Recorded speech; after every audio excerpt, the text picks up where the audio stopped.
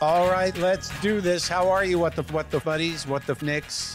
What the is happening? I'm Marc Maron. This is my podcast, WTF. Welcome to it. It was touch and go today. I did not know if I would be able to do this because, as many of you know, the state of California or Southern California, or specifically the Los Angeles area, is on fire, and it's terrifying. I mean, I've been through this stuff before, and usually when you're out here, the fires are up in the mountains, and there are places where, I'm sure, obviously, they affect people, but in terms of being who we are, you think like, well, they're not near me, and now a lot of I evacuated.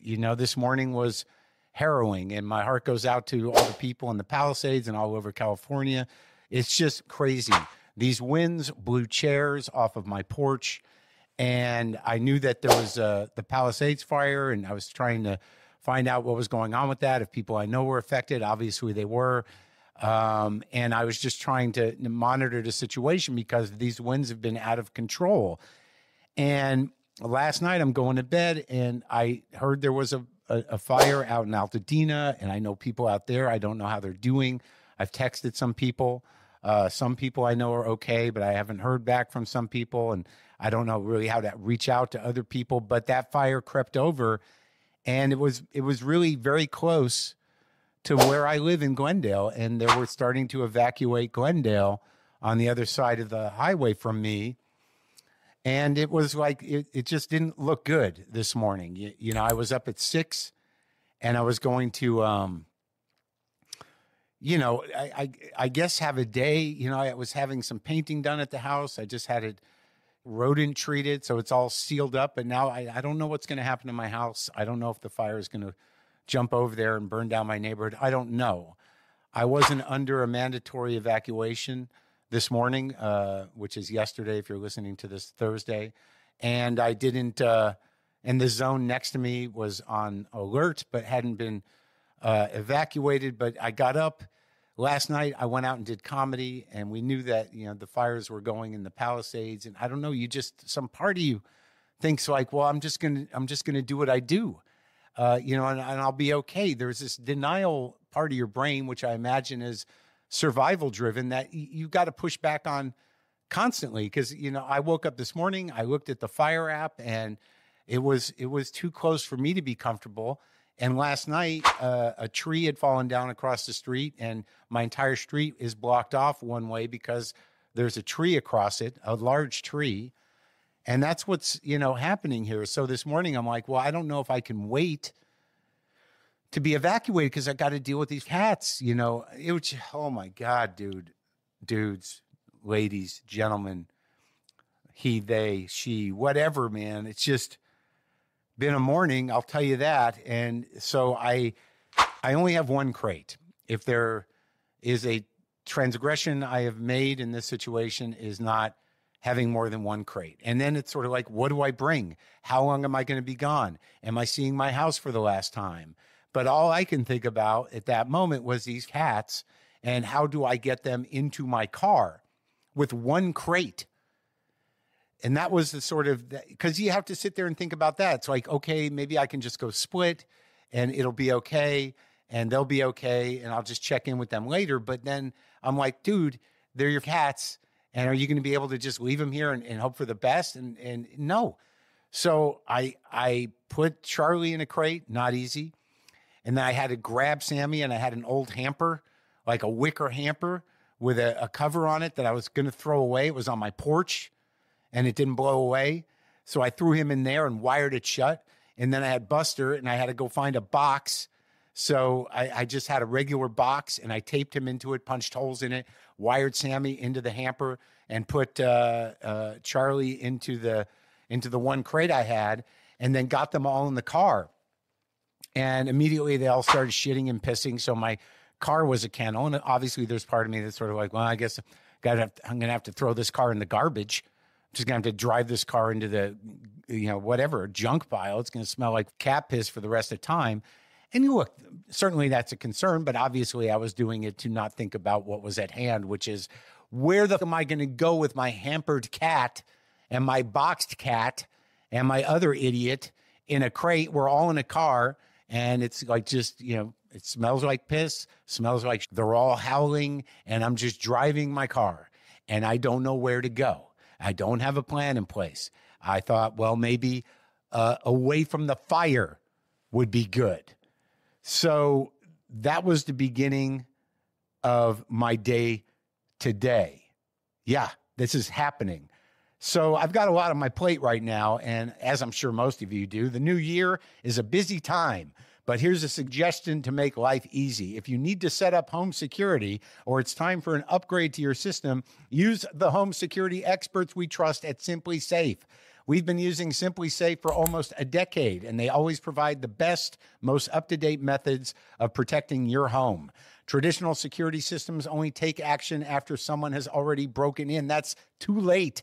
Simply Safe's Active Guard outdoor protection can help prevent break-ins before they happen. They use state-of-the-art AI-powered cameras with live professional monitoring agents watching your property to detect suspicious activity. If someone's lurking around or doing something they shouldn't, those agents see and talk to them in real time. Hey, get away from there. Hey, we see you. Right now, head to simplysafe.com/WTF to get the best value in home security. WTF listeners can get 50% off their new Simply Safe system with professional monitoring and their first month free at simplysafe.com/WTF. That's simplysafe.com/WTF for 50% off. Look, a lot of people have it worse than me. There's a lot of situations in the world, earthquakes, famine, war, that are much worse than this. But in terms of these things, in terms of trying to find safety or try to do the right thing in the midst of all this, it's definitely something you should think about. And obviously, I've always thought about fires and I've always concerned about it. But, in the moment, man, wow. But I do have Mike Leigh on the show today. And Mike Leigh is one of the greatest filmmakers alive. I watched a lot of his movies. I knew a few of them. Criterion had a lot of the old ones, and there is such a humanistic realism, heavy-heartedness balanced with a bit of comedy and with a bit of sort of pathos that is really the pace of real life and the heaviness of just day-to-day people's lives. And they are totally special movies, and I can't really tell you how they make me feel, but it's been a heavy journey with me and Mike Leigh in that I find them the most poetically satisfying sort of windows into humanity that I've ever seen in my life. And watching so many of them together, watching people's struggles and what they deal with, some of them mundane, but none of them different than any of our lives. It usually focuses on working class people in Britain. And I don't know, man. It's some of the greatest filmmaking ever. And it was a real honor to talk to Mike. And he came over and we talked a bit about his new movie, Hard Truths, which I went to see at a premiere with Kit the night before. And it was really a tremendously rewarding experience for me. And now that I'm in the middle of, what is my own kind of human crisis, along with thousands of other people out here in Los Angeles, there's a resonance to it. I'm trying to stay in my body and keep it together and understand that human tragedy and human crisis is more so than not, if not always, part of the human experience. The new film Hard Truths is his 16th film, and I hope you can see it or go to Criterion and watch some of the earlier stuff. So back to the ordeal, so I'm driving in my car that's, just filled with piss and screaming cats. And I don't know really what to do. And I realize, all right, it's just weird what my brain does. Like I packed a bag, for some reason I packed a bunch of money. Like I don't even know what that was about. I mean, it's not, the rest of the town is functioning relatively well. Bank machines are functioning well, but all I thought was underwear, socks, cat food, a wad of money, and a water bowl for the cat. I don't know what that was about. I got the computer and, my other stuff, my passport. I got my passport. It was, I guess some part of me thought I was leaving the country or perhaps had to head to Mexico. I don't know what I was thinking, but it was not enough. I did not bring my recording equipment. Yeah, I'm recording. What's the name of the studio? Bad Ladder Studios, thanks to some friends. Morgan McDonald at Bad Ladder Studios, who's Allie Makovsky's boyfriend. I just got a hotel 10 minutes from here. I got to record, man. We got to do it. So here I am doing it. But I went to Petco. I got 2 crates. I got, disposable litter boxes. I got some more food, and I got a hotel room in Hollywood. And I put together the crates. I put a towel in all of them, and now all the cats are comfortably sitting in their own crates in a hotel room in Hollywood. And I guess I just waited out. And again, I hope you and yours are well. And if not, I hope you're in a safe place. But hell of a morning. I don't know really what to tell you other than, I don't know. Did you get started on your health goals for the new year? Do you need a little motivation, especially when it comes to weight loss? How about this? The folks at Noom can get you started on a weight loss plan that's tailored to your individual needs. No 2 people are the same, and Noom understands that. They build plans that take into account your unique psychology and biology to meet you where you are. Maybe you have some dietary restrictions or medical issues that make some weight loss plans impractical for you, but Noom's personalized program will be more sustainable and less restrictive than other weight loss plans because it's your plan. And they have a great app that makes setting your goals and following your routines extra simple.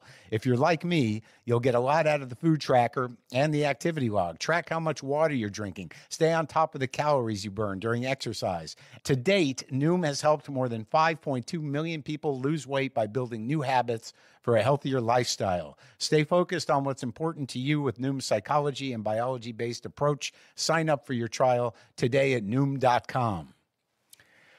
But I am safe. My cats are safe.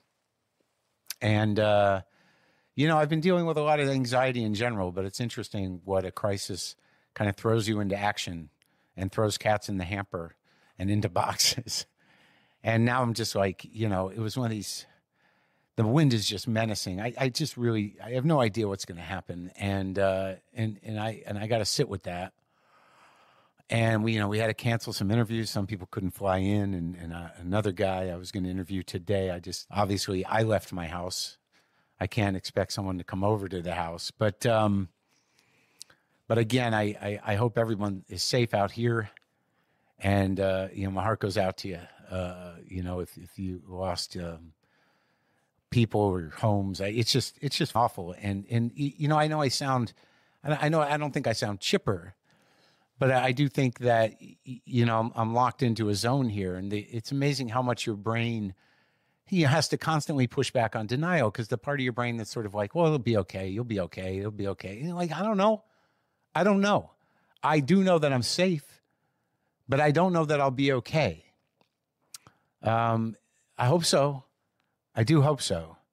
My tour dates are what they are. You can go to WTFpod.com/tour. The Sacramento and Napa dates this weekend. I hope I can feel comfortable leaving my home to go do those dates. I guess everything's up in the air. Everything's fluid right now in terms of the fires. And so that's what's happening. Even by the time you hear this, I really don't know where I'm going to be at. But I do thank you for listening. And, I hope everything works out for me. And I do hope you enjoy this interview I did with Mike, because he's great. The new film, Hard Truths, opens January 10th. And this is me talking to Mike Leigh before the fires.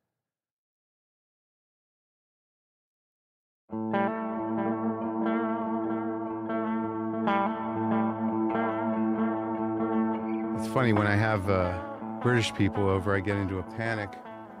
About the tea. What sort of tea is it? I remember I had Roger Daltrey. Oh yeah. Come over once, and they requested a certain type of tea, and so I go out and get it, and I'm ready, and he doesn't want it. Well, there's a word for that. Yeah. I mean, my only thing is this. Yeah. When I ask for tea, especially in the States, I have to say tea, not Earl Grey. Right. Because Earl Grey is disgusting. Yeah, if you don't like that bergamot business. Absolutely. I was at the Toronto Film Festival one Yeah. time. You have a film crew in a room all day. Yeah. And people come and go. And so I went into this room, to this film crew, and I was asked, do you want a cup of tea? And I said, yeah, not Earl Grey. And the entire crew erupted because they'd been to England, and they made a documentary about the way they make Earl Grey tea with rooms full of bergamot, stuff. Yeah. And they had such a disgusting experience. They were so pleased for someone came in and said, not Earl Grey. Years of work dismissed rightfully. Yeah. I don't drink a lot of tea, but I have some nice teas, Yeah. I'm more of a coffee guy. Yeah. Tea plays a big part in all of your movies. Well, I wonder why that is. Must be a cultural fact of some kind. So in coming over here, what have you been thinking about? What's occupying your mind right now? Because I'm consumed with the threat of fascism myself. Yes. Well, this is the second time I've been over to, third time I've been to the States in the last few weeks. Yeah. And of course, you can't help thinking, Jesus, I'm going to America, I'm going to the States. Yeah. I'm going to Trump land. Yeah. I mean, it's hard even to begin to articulate the worry. Yeah. And I don't know how many people here, I get the sense that it's different in the European sense of what it really means. But here, I don't know that most people have the depth to wrap their brain around it. Well, there's that, and presumably there's also an inevitable need to blanket and, to distract. Close your eyes. Yeah. I mean, it's terrifying. It really is. It really is. And when you, in terms of, your, life, I mean, you grew up in fairly recent, it was post-war Britain. Yeah. So it was rubble.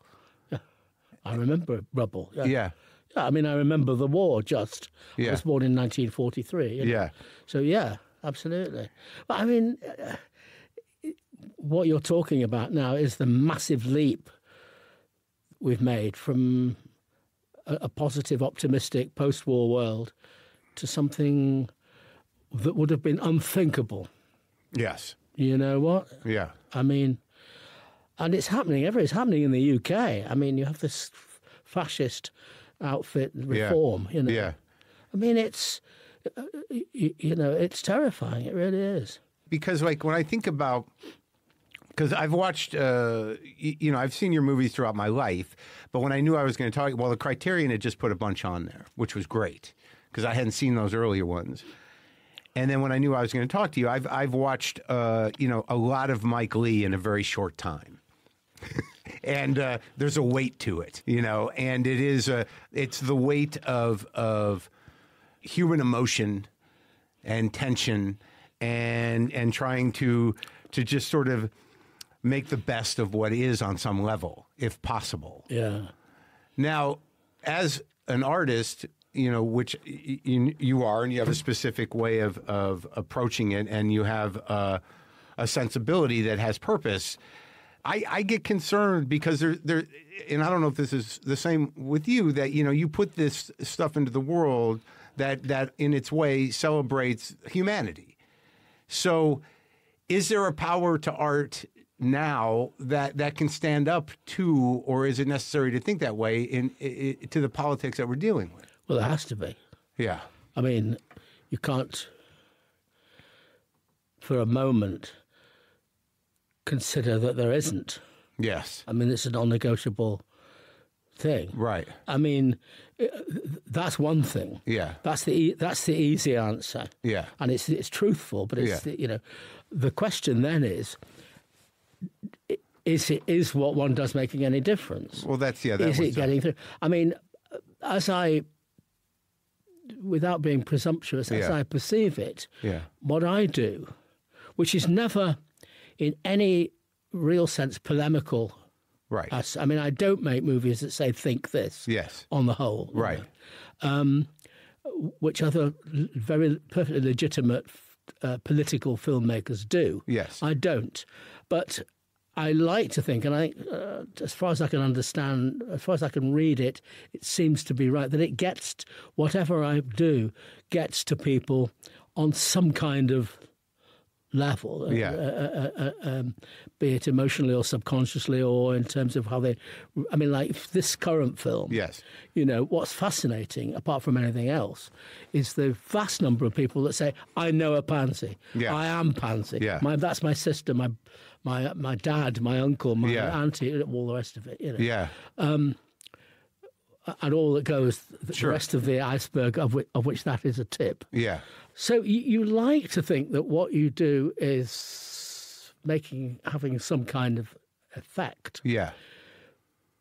But when you're then confronted, sticking to what I think you're talking Yeah. about, when you're confronted by the relentless, crass, unsophisticated nature of fascism, which is generally sums up what I think you're talking about, then you say, well, I worry Yeah.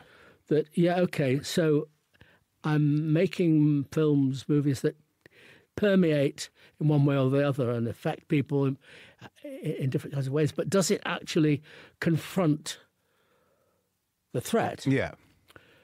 But that's the conundrum. But there's nothing you can do about it other than keep on fighting the fight you fight. I mean, you can't degenerate into Despair. well, no, that's true as well. But what I was going to say, you can't degenerate into making a different kind of crass, black and white, Right. unsubtle, ham-fisted movie, really, you know. Well, I think that what we did here, you know, in these conversations and also in my comedy, you know, but they're two different things. Yeah. But in the face of the first Trump administration, that we leaned into what we did to explore and embrace the vulnerability of people, you know, and express the uniqueness of that humanity in the face of what becomes a monoculture of ignorance. Absolutely, yes. And I don't know that there's much else you can do. Well, there isn't. Yeah. There isn't. You have to do what you do. Yeah. With integrity. I mean, I don't want to degenerate into being pompous and pious about it, but that's the bottom line here. Yeah. Well, when you started, in terms of, you know, how much do you think post-war England and what that must have felt like influenced your young brain towards the arts? Interesting question. I grew up in Manchester. Yeah. I suppose really in a kind of, how can I put it, a Philistine bourgeois, you know, world. Jewish? Yeah. Because my dad was a doctor, a general practitioner. Mine too, yeah. Oh, really? Orthopedic. Oh, there you go. Yeah. Well, mine was a doctor. But we lived in a working class area. Yeah. But of course, we were, by definition, middle class. Right. The paradox is that we, you know, I was taken to shows. I went to the movies a lot. We saw the vaudeville pantomime. Yeah. You know, I saw Laurel and Hardy live on stage. Oh, in that tour? Yeah. Did you see that movie about that tour? Of course. Oh, my God. But I was 9. My mother took me to see them live on stage. And they were a disaster. They couldn't get it together, you know. Oh. And you had seen the movies, so you were expecting something? Well, actually, I know the director, and she said she wanted to put a scene in. Yeah. Because I told her about my experience, and Oliver Hardy lay horizontally on a park bench in a train station set, and Stan Laurel sat at one end, but they couldn't. Hardy couldn't get it together. He was giggling and corpsing, and it didn't happen. And they brought the curtain down, which I found fascinating. Of course. And she wanted to put that scene in the film, and they didn't in the end. But she was amused by the idea that they just couldn't get it together. Well, you know, but that's the humanness of the whole thing. Absolutely. But so I saw, you know, music and stuff. Yeah. But always on the basis, the idea that I would be an artist of any kind was anathema to my dad, absolute anathema. Not least because my grandfather, who of course was an immigrant from Russia, Did you know him? Yeah, oh, that's I knew good. all my grandparents, Oh, and they were good. all immigrants. Yeah, Yiddish speakers. Yeah. But Grandpa had been a commercial artist, colouring in photographs. Yeah. That old convention. Sure. And he, of course, during the Depression, the slump, he couldn't feed the family. Yeah. So to my dad, being an artist of any kind meant penury, Yeah. and it was nonsense. Right. But I had, from an early age, could draw and was fascinated by movies and theatre and all the rest of it. So it was the journey was inevitable, really. Right. But to some degree, and I think this is key to what we may be talking about, to some degree it was motivated and inspired by things that I saw. But as much as anything, it was a reaction to my environment, Yeah. And of course, those tensions, those class tensions and all the things that are implicit in what I've just identified are there in my films. Really. Yeah. Oh, yeah. And the Jewish experience of that time, was there a community? Did you feel, was there an isolation? Manchester has the second biggest Jewish community in the UK, and it's a very old Jewish community.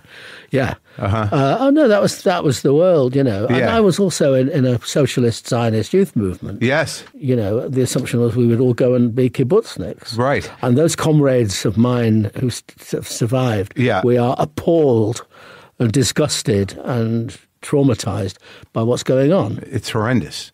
Terrible. And do you still know those people? Yeah. Oh, you do? And you're in touch with them? Yeah. And We're all horrified. Of course, I also know people that went and are Israelis, and I have Israeli relations, in fact. Yeah. But that's another story. Sure. So you started out with drawing mostly? Yeah, drawing and putting on plays, being in plays. And this is before you were in your 20s? Oh, yeah, I went to drama school in London at the Royal Academy of Dramatic Art on a scholarship when I was 17, in fact. How'd you get the scholarship? You auditioned. Oh, so you want to be an actor? Well, I wanted to find out, look, you're 17, right? You want to, sure. You want to get out of Manchester, you want to get down to the big city, and, but I knew I wanted to direct and make things up, which I'd already been doing. Yeah. But I trained as an actor to see, because it was there, and it was, the world is a better place for my not having gone on to be an actor. I can act, and I'm quite good in a way, but, I knew I wanted to direct, but I trained as an actor, and it was important that I did. And I think that was the basis of, obviously what I do is very much actor-orientated, as you know. But that's for sure. Because you create a space with, all of your films, and I was noticing it more, that there's a weight to the silence and for letting a scene unfold in a natural way that is, counterintuitive to, certainly mainstream movies or entertainment product. Was it theater, or were there movies that encouraged you to pursue that space? Yeah. Well, the first thing to say is this. Yes. From the youngest possible age up till 1960, when I went to London, I saw movies all the time, as much as I could. But I never saw a film that wasn't in English. I only saw Hollywood and British movies. Yeah. So when I went to London in 1960, suddenly, wham, world cinema. Yeah. In the first week I was in London, somebody said, "Oh, there's a festival, arts festival, and they're showing a movie. Do you want to come?" Yeah. And there was this film where a knight is playing chess with the devil. Man, the Bergman movie? Yeah, of course. Yeah. It was a blowaway. And then, Abu Dassouf was playing, Shadows started, that set some thoughts going, And all of that. There was a lot, this is the early 60s. Yes. There was a lot going on in the opening years of the 60s while I was at this very old-fashioned English drama school. Yeah. It's purportedly the best drama school in the world. It was very, very staid, and it wasn't creative in any real sense. Yeah.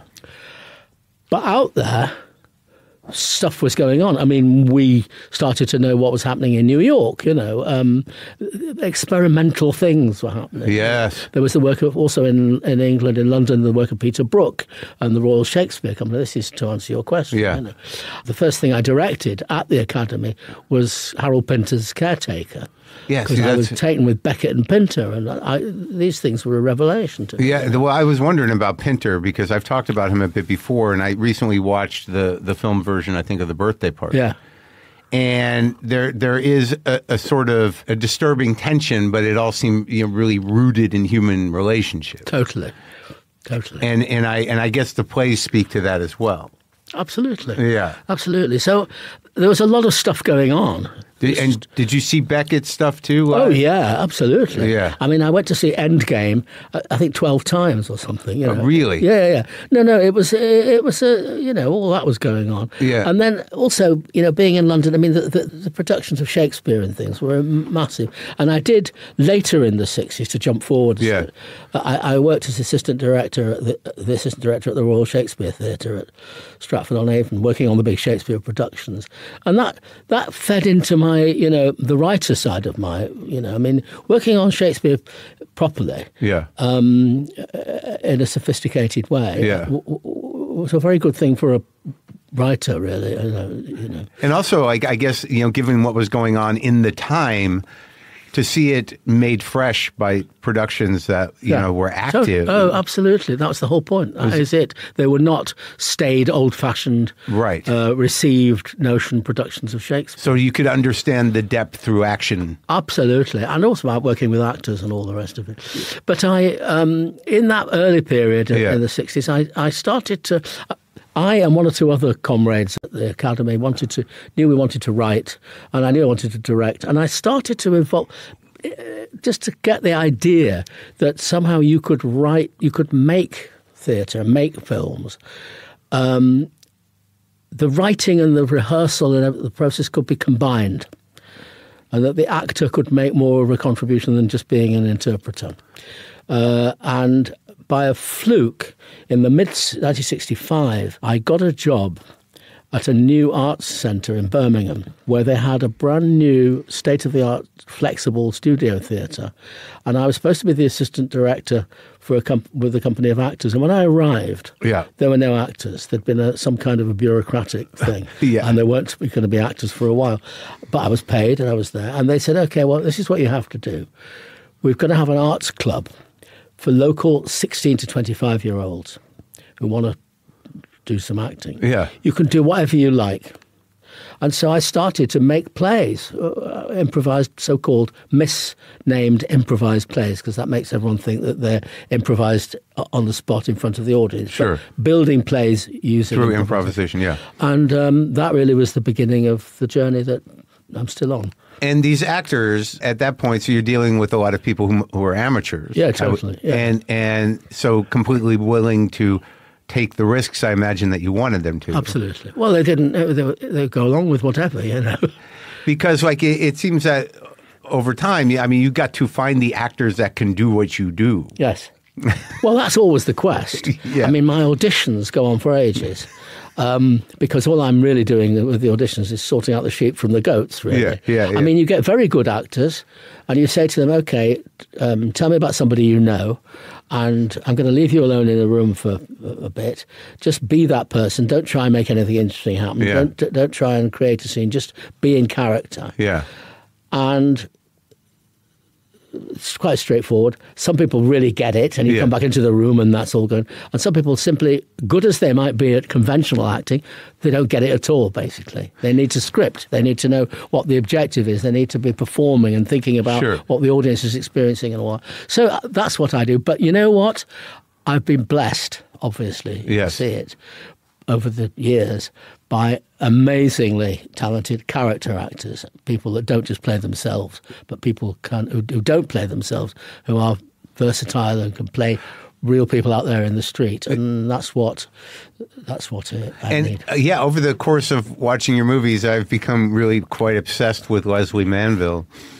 She's the record holder. She's done more work with me than anybody else, and you never see her doing the same thing twice. It's astounding. I mean, I just saw her in Queer. Yeah. And she, well, that's something else again. She does, you know. Yeah. That once she gets in that movie, which is the third act, it's a different movie. I know that character was astounding. She's great. Yeah, but then she is one of a whole bunch of people. That, of course, yeah, yeah, and indeed, Marianne Jean Baptiste, yes, who does Pansy in Hard Truths. I mean, she's a consummate character actor. I mean, like you saw her last night. She's a very open, funny, intelligent, perceptive woman. It must have been an exhausting project to hold that character. Sure, but we're very, as I think she will have said, we're very disciplined about, go into character, be in character, staying, but then come out of character. It's not method acting, where you kind of become the character and live it 24/7. And you give them the time to make these decisions to define that character on their own terms, so they can get in and out. Absolutely. But I work with them always on how the process by which you can get into character. And, absolutely. And now, have you dealt with method actors? A bit. But I mean, not to a degree where I can report anything interesting about it, really. Well, that's the interesting thing about watching some of the movies going all the way back, is that there's a naturalism to it that, you would assume that these people in their embodiment of the character, having been sort of learned about the method process, are so good that they are doing that, but there is a different quality of actor. It's a different thing entirely. Yeah. I mean, first of all, talking in very basic terms, the main principle about method and all that entails is that you find the character within yourself. Right. Now, we're not. I'm not interested in that. I mean, actors are artists, and it's about doing people out there and depicting them. Yes. So the actor is the actor, and the character is the character. And and in fact, if you don't do that, this is sort of process we're talking about. If that discipline isn't in place and in place very seriously and thoroughly, and doesn't draw a line between himself or herself and the character, then you have an improvisation of an emotional and traumatic kind. You can't then negotiate with the actor and construct a scene. Because notwithstanding what you said a few moments ago, my films are not naturalistic. They're real. It's realism, not naturalism. Okay. It's not surface naturalism. It gets to the essence of what's real. Right. And it's heightened and dramatic and constructed and distilled and not just ad hoc improvisational stuff. Right. And, to construct a scene, the actor needs to be able to be objective, out of character, and then go into character and come out of character, and that's a discipline. Yeah. Whereas if the actor is, I am the character and I've just been through this emotional, traumatic experience and don't talk to me, there's no way in a million years that you can construct... To do what you do. Absolutely, yeah. Absolutely. And what you do is very specific. Absolutely. And because oddly, in watching the films, I watched bleak moments after I'd seen, 10 other ones. And the interesting thing about watching that movie is that it stands up as one of your best movies. Extraordinary, really. When you consider that it was made 100 years ago. But that was like a template. I know. And I don't know, and even in that movie, in talking about the climate you were growing up in, that you had these, I assume, left-wing propagandists who were taking up the garage to make their ideological pamphlets. Yeah. But you don't go into that. No. It's just it is of the time. Yeah. Totally. And when you went into that movie, you'd already done some theater. Oh, loads. Yeah. I mean, that was based on my 10th play. We did it in the theatre and then decided to expand it into a movie. With the same actors? Yeah. The same core 5 actors. Yeah. Yeah. And also, you seem very aware from the beginning of the use of music as creating a whole other layer of the poetry of the thing. And it seems that the music has a tone and theme throughout most of your movies. Yes. Now, are these composers you use? I know there's some pieces that you've taken, but do you have people who score the film, or do you? Yeah. Totally. Yeah.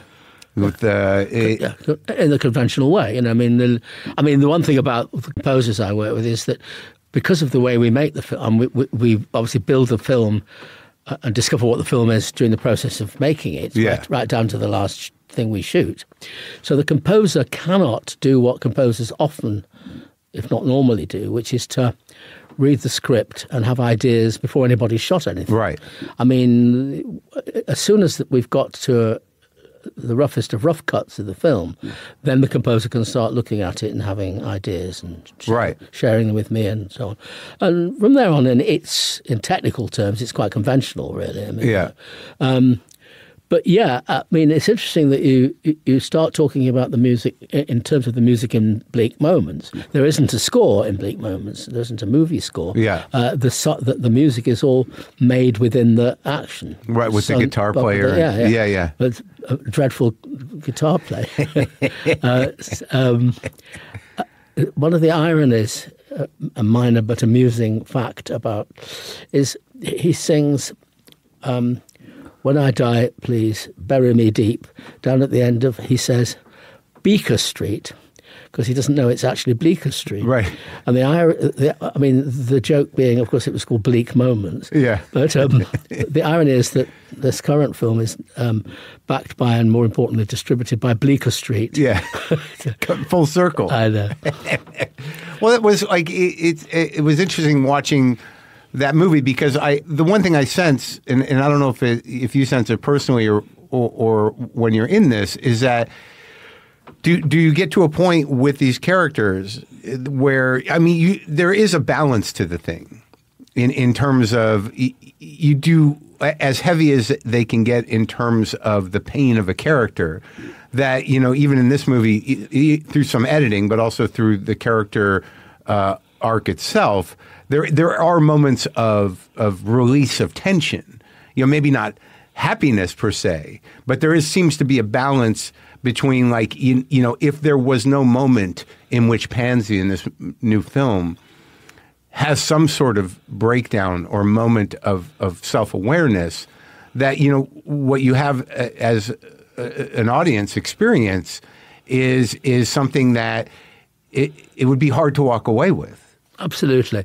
I mean, but you're absolutely right. Yeah.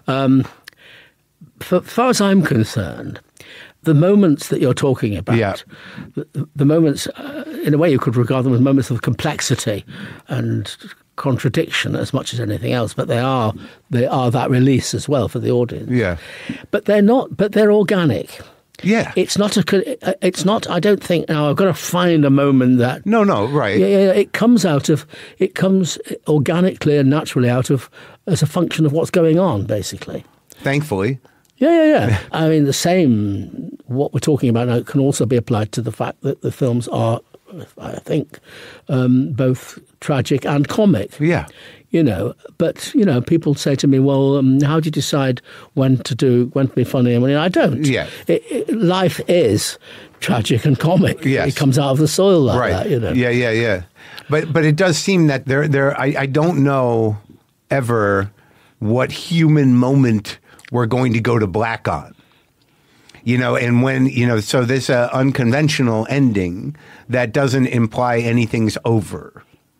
It never is. Yeah. And indeed, no, I mean, apart from anything else, my job, whichever way you look at it, is to hand it over to you, the audience. So, okay, now this is for you to go away and ponder, argue about, care about, forget about, whatever you want to do with it, really. Yeah.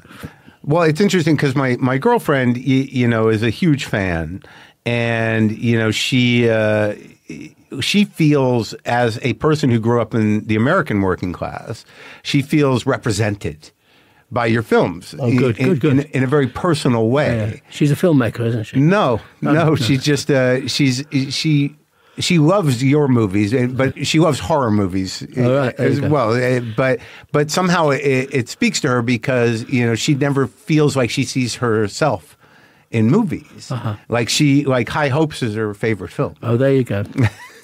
Yeah, I mean, I think that's important. That what I do first and foremost is I do not make films about films. Yeah. Which plenty of movies are about movies. Even in terms of reference or literally? No. In terms of, I mean, they're not. Yeah. I mean, obviously, I'm a film watcher and a film and a movie buff. Yeah. But the actual substance of what is, I mean, I don't think about this, that, or the other movie when I'm making a movie.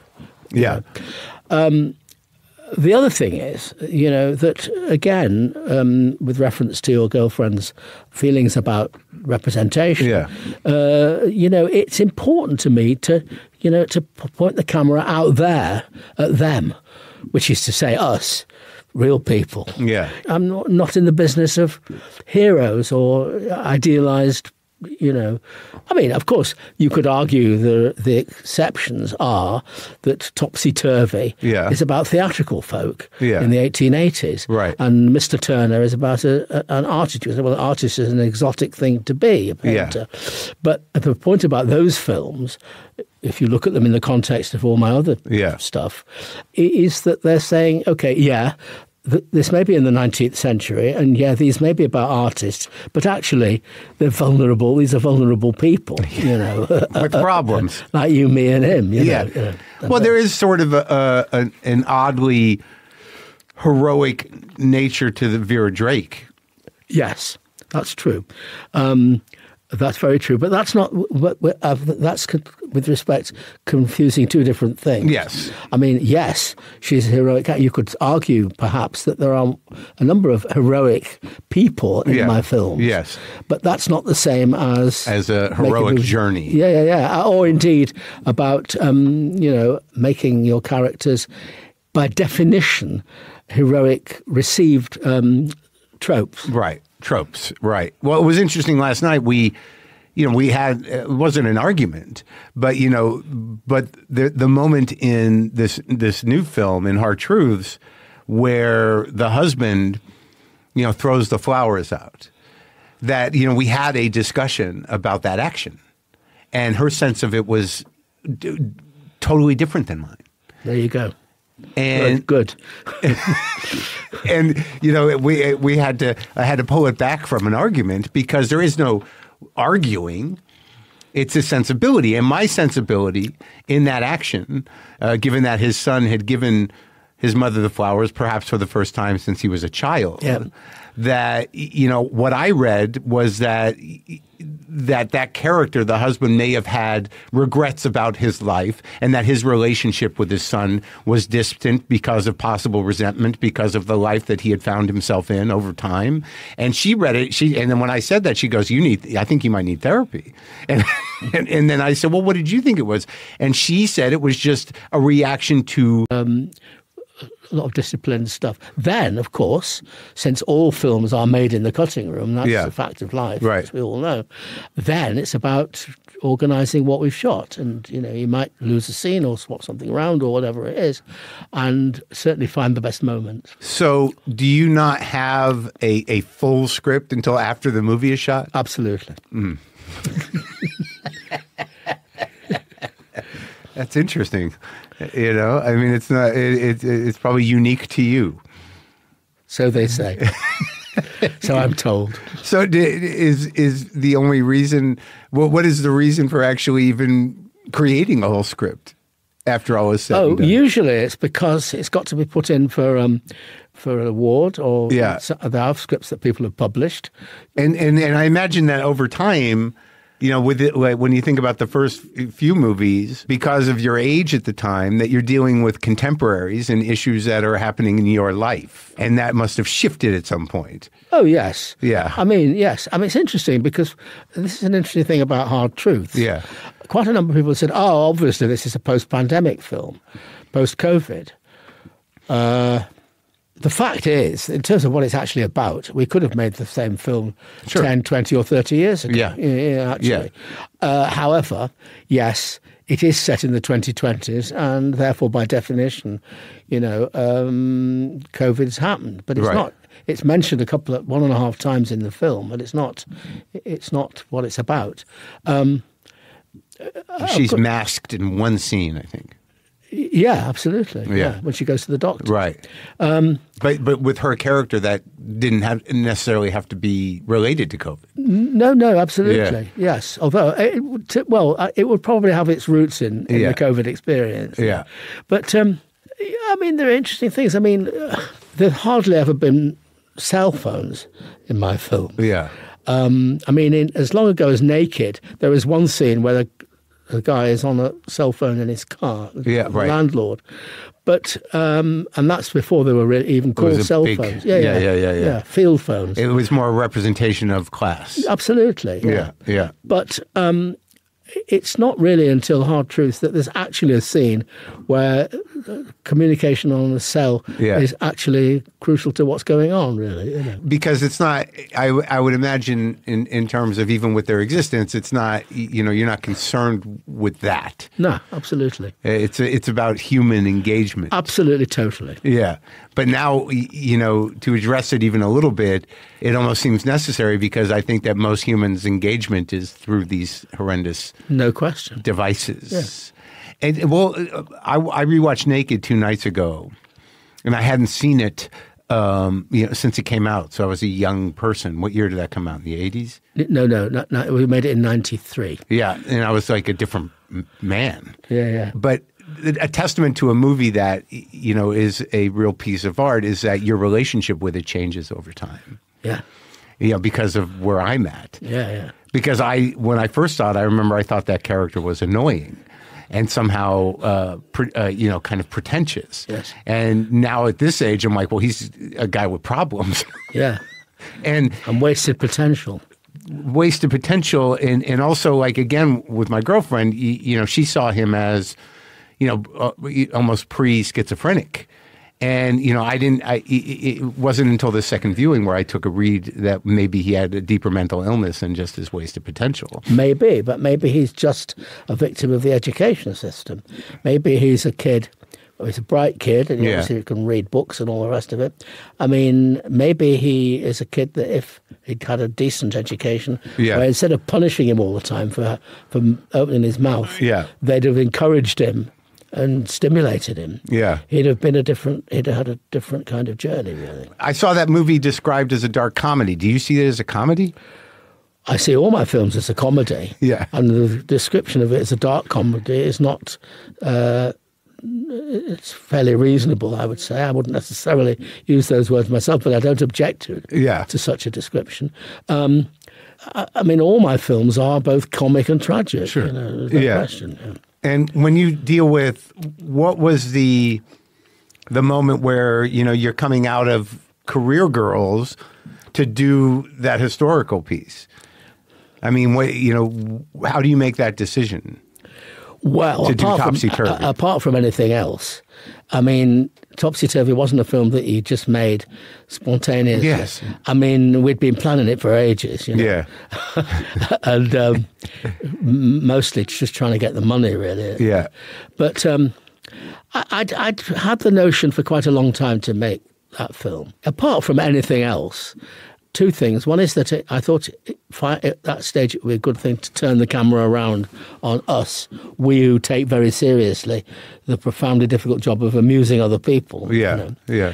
But also, in a more naughtily, on my part, more cheekily, I thought, well, okay, I want to make a film that challenges the assumption about what I do, really.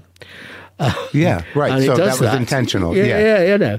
I like musicals, and I like Gilbert and Sullivan's stuff. I think it's great. Yeah. And I was brought up watching it. Yeah. And knowing all those songs and all the rest of it. Sure. And I'm also fascinated by the Victorian theatre. Yeah. It's fascinating stuff. So I mean, that's what it was all about, really. So you were challenging yourself. Yeah, absolutely, yeah. And going into that, did the weight of making a movie of that scope, was that, you had to work a lot of different muscles. Yeah, I mean, they're the same muscles, just worked on them. I mean, it was a gas. It was tough, but it was great fun. It was good. And, all those actors that were in it, even all the ones in the chorus, they were all proper actors who could sing. And we used all the techniques and things which we've been talking about to bring it all to life, and make it all happen. And you found the heart of the humanity of each one of those totally. actors. Yeah. And in terms of capturing Victorian England, I guess, enough of the structures were still around. Well, that's true as well. I mean, the great thing is that it's all very researchable. Yeah. And we did everyone involved, everybody did research on every level you can think of, not just theatrical and musical, but on all sorts of things. It was like a mini university in a way. Yeah. It was great. The truth is, I've made 3 period films set in the 19th century, that Mr. Turner and Peterloo. Yeah. The fact is that the 19th century was actually only the day before yesterday. Yeah. I mean, really, my grandparents were born in 1880 or something. I mean, the Peterloo Massacre, which is what the last film was about before this current one, was in 1819 in Manchester. Now, I knew in the 40s when I was a kid, I knew old women who would have been old enough to have known old people who were at the Peterloo Massacre. So in a way, as I say, it's just the day before yesterday. If I chose, perversely, to make a film set in the 6th or 7th century, I have no idea how we'd go about it, really. Yeah. Because, it's an alien world. Right, but because the vestiges of this period were with you. They're around, and it's all researchsearchable. And it's there, I mean, you only got to read Punch magazine from 1885, and you're on it. Yeah. So, So, Mr. Turner, I would imagine that there was, more so than other movies, you could see a bit of yourself in it? Yes, I haven't thought about that very much. Yeah, not really. No, I don't think that's what it's about, really. No. But the sense of, being an artist, in that sense, of course, yes. Yeah, and what was your fascination with Turner? Well, Turner is an extraordinary painter. Yeah, growing up as a teenager, I saw Turner and Constable, those painters. Yeah. I misread them as belonging in the same genre as the pictures of flying ducks over lakes and things that my parents and other people had on their bourgeois bedroom walls. Yeah, right. Whereas in my bedroom, there were postcards of Picasso and I even have to admit, with some embarrassment, Salvador Dali, and all the rest of it. Why did he become embarrassing? Well, because he's just a box of tricks, really. Yeah. But after I'd been to RADA and been an actor for a while, I went to art school for a couple of years.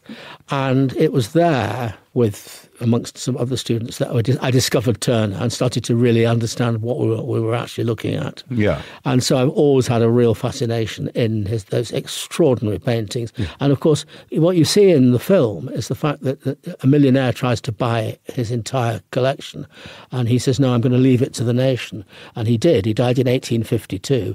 And it wasn't until 1947 that they finally got their act together, and there's now a Turner wing at the Tate Britain in London. And you can go, the Turner, you can look at all the stuff, and the archive was opened up to us when we made the film. It's amazing stuff. Oh, yeah. So, this was a guy, an artist that challenged the status quo. He challenged the notion of figurative pictorial painting. He didn't know it, but he was the inspiration to the Impressionists a few decades later. Sure. But it was about getting out there. Okay, how do I relate to Turner, actually?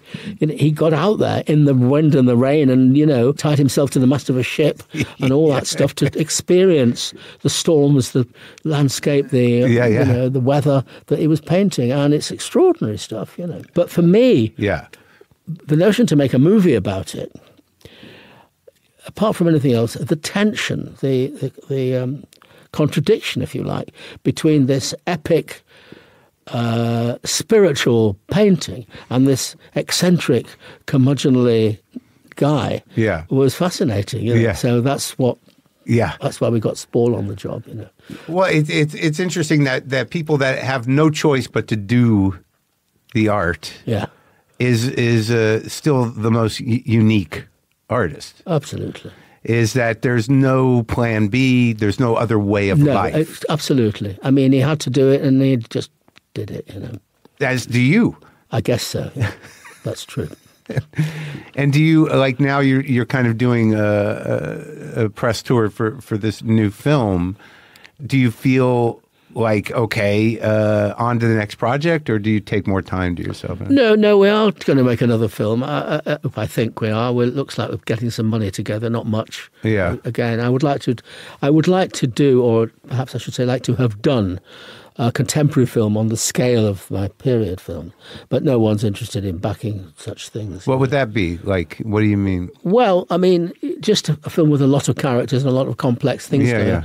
I mean, we've done it. I mean, you could say that Secrets and Lies had quite a lot of different component elements, but we'll make another film, but probably on a smaller scale, on the scale of Hard Truths, you know. Right. I mean, but I'm about to be 82. Yes. In a few weeks' time, and I have some physical disabled issues. Yeah. But I'm assured by everybody that that's fine. Everyone will look after me, and we can get a movie made. The other thing that's completely rocked my whole project off its foundations is that Dick Pope, my cinematographer, who shot everything I did since Life is Sweet in 1990, died a couple of months ago. Oh, I'm sorry. Having been ill for a long time. And that's a huge loss because, you know, he wasn't just a cameraman who just pointed the camera at whatever you told him to. He was an artist, and we collaborated in a most sophisticated way on the look and the spirit of each film and everything, you know. So that's a loss. And incidentally, although, you know, his predecessor in my life, Roger Pratt, another great cinematographer who shot a lot of great movies, shot High Hopes, Meantime and High Hopes. Yeah. But then went off with Terry Gilliam and couldn't shoot, and that's when Dick Pope came in. He actually died on January the 1st. Oh my God! So it's kind of like, you know, that's sad because, you know, people. Interesting thing about cinematographers and directors, people say, "Oh, this director made this film." Yeah. Now I can put actors on a stage in a theatre. Nobody else need to be involved at all, not even a designer. You just put the actors on the stage. Yeah. But you can't no director can make a film without that other important contributor, the cinematographer. You know, the whole thing. I can't shoot. I don't know. You know. Yeah. So it's a massive loss. But hey, do you see when you watch other films? Do you see ones that you like, or that, you know, in terms of finding another cinematographer, which I know is... Well, we find another cinematographer, and Dick Pope himself would be horrified if he thought I was going to stop just because he's died, you know. He'd give me a very hard time about that, you know. Yeah. How much... Are there large pieces of scenes or scenes in entirety that get left out but shot? Not much. Not much, hardly, you know, occasionally for one reason or the other. I mean, there are times when you say, actually, this doesn't really contribute and we're wasting time with it. And, right. You know, and there have been times when I've sort of slightly lost it and got involved in shooting stuff that, I mean, in Secrets and Lies, for example. Yeah. You know, he is a high street photographer. Yeah. So he shoots weddings. And Spall and I spent a couple of whole Saturdays out watching a real photographer photograph weddings, and it was quite a whole big thing. Yeah. So I shot a whole sequence of him going to a house and shooting the bridesmaids and doing all that. And when we put it together, we thought this is actually a massive red herring, really. I mean, you get a moment of him doing that, and a moment with him at the beginning of the film photographing a bride in a smart house. Yeah. But you don't need, you know, so that whole chunk got dumped. Right. But that doesn't really happen very much. It's a rarity, really. Yeah. What we shoot is what we need, and that's what we use. Well, it's interesting. You kind of told the story last night about producers wanting things removed. Well, that's hardly ever happened. In fact, that was a unique occasion. I think that was motivated by some very negative and irrelevant preoccupations. Yeah. But that shouldn't be taken as the norm with my films, because I mean the deal with my films is we say to backers, there's no script, we can't tell you what it's about, we can't discuss casting, and please don't interfere with us at any stage of the proceedings. Give us the money. And either they say, fantastic, here's the money, go away, make a film, or they tell us to fuck off, basically. Right. I mean, it's straightforward, isn't it? And most of the latter happens. Yeah. Now, my late producer, Simon Channing Williams, who died about 10 years ago of cancer, would come back from meetings with potential backers and he'd say, they don't mind that there's no script, they don't mind that they don't know what it's about, but they will insist on a name, meaning a Hollywood star. Oh, okay. And I'd say, let's walk away. And he'd say, well, they'll give you any amount of... Let's walk away. I mean, the minute there's any suggestion that anyone's going to really interfere, I want nothing to do with it. I mean, what's interesting about Peterloo is that Amazon Studios were new on the block at that time. Yeah. And they came in and backed it without any reservation or hesitation and never interfered with it at all and were really supportive. Yeah. But they were new on the block back in those days. Right. So it would be wrong to interpret that story, which I told, which you're referring to, as being the norm, because it was a very exceptional circumstance. So you fought the fight and got totally, and we won the Palme d'Or. Yeah. And what was the relationship in those along those lines early on with the BBC? Oh, that was fantastic. Yeah. The BBC were great in that period. This is not so anymore, by the way. You'd go in and they'd say, OK, no script, don't know what it's about. That's the budget, that's the deadline, go away and make a film. And it was fantastic. And a whole bunch of us. I mean, what's important about that in the wider scheme of things is it's the only place you could make films in the UK was for television, mostly for the BBC, not entirely. And we used to sit around and we used to say, we make these films with all our integrity and skills, but the world out there thinks there's no British cinema. We don't go to festivals. They're not regarded as movies because they're television films, etc. They're made on 16mm, blah, blah, blah. And it was frustrating in a way. Although you get a massive, there are only 3 channels, on television, and you'd get huge number of viewers. Yeah. And then, as you know, in the mid-'80s, the 4th channel, Channel 4, started in the UK. And their remit was to collaborate on and back independent productions. And so suddenly it was possible to make movies. And they've been involved in nearly all of my films, right down to Hard Truths. Yeah. But early on, too, I think that's how Python happened, was because of the BBC. Oh, it was a BBC comedy show every week. Yeah, totally. But the freedom of the artists to kind of... Totally. Yeah. You were encouraged. I mean, the BBC was a very liberal organisation. It no longer is. But that's another story. Yeah. Well, look, it was great talking to you, Mike. Fantastic. Thank you. No, good. And good luck. Thank you. You too.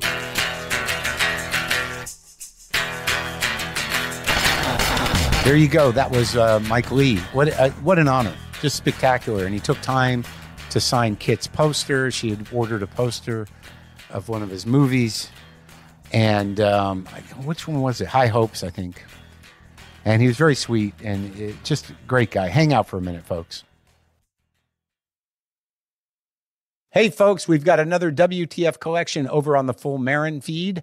We put together a collection of stories about getting sober, featuring Craig Ferguson, Karen Kilgariff, Dax Shepard, Jason Segel, and Rob Delaney. So you went to sleep. Yeah, and then I got up. This is the first time that I know of that I had done this, but I got up, but still in a blackout. So I kind of began my new day. And the first thing I decided to do was take a car, not my car. It wasn't in the middle of the night, it was during the day. It was like 4 a.m. Oh, the worst time to be that fucked up. Absolutely. So I got in a car and I drove it. Not anywhere near that party or near where I lived at the time, but I drove it really fast into the Los Angeles Department of Water and Power at the intersection of Pico and Genesee. And it was a pretty cataclysmic car accident. There was no one else involved except me, thank goodness. I didn't know that at the time. I did have to ask the cops if I had killed anyone, and they told me that I had not. And I took out 3 parking meters, 2 trees, a light post, and then the building and the car. And you were in the building? In the building. You drove into the building? Yeah, half in, half out. Now, you don't remember having any sort of anger or water problems at home? No, it had nothing to do with my electric bill. There was no momentary those fuckers. Yeah, water and power. Fuck them. Yeah. I saw Chinatown. Yep. None exactly. of that. To get the latest WTF collection episode plus new bonus episodes twice a week, sign up for the full Maron. Just go to the link in the episode description or go to WTFpod.com and click on WTF Plus. And a reminder, before we go, this podcast is hosted by Acast, and a special thanks today to Morgan over here at Bad Ladder for hosting me in his studio. I guess we'll use some guitar from the vault.